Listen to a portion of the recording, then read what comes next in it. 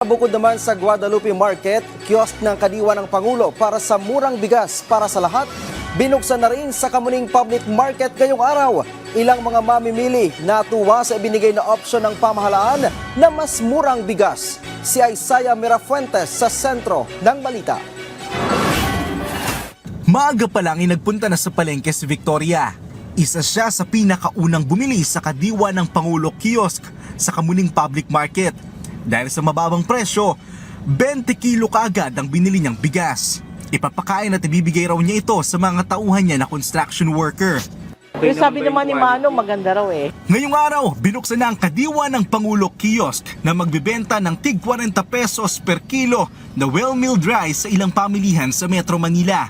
Alas 8 na umaga ang itinakdang oras ng pagbubukas ng bagong programang ito ng pamahalaan.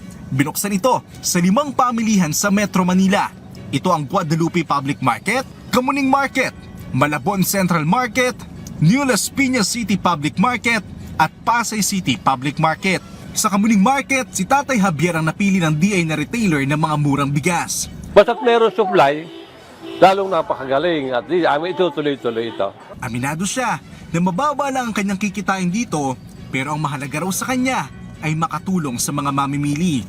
Pwede pa rin tingi-tingi ang kilo ng bigas na bibilhin at walang limit ito.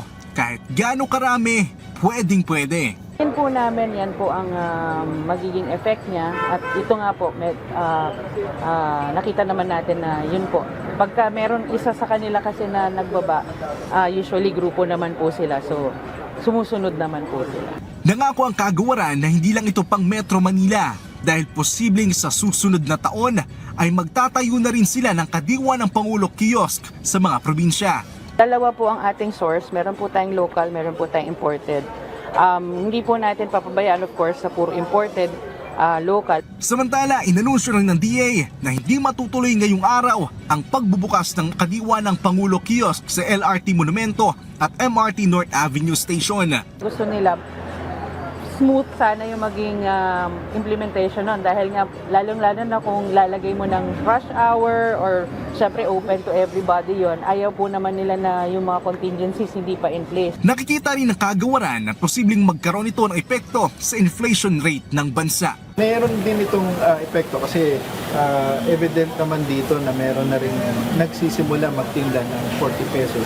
Yung monitoring namin sa ibang palengke meron na rin. Ang kanin ang pinakamahalagang kailangan sa pagkainan ng bawat Pilipino. Kaya mahalagang pinagtutuunan ito ng pansin ng pamahalaan para maigsan ang gutom sa bayan ni Juan.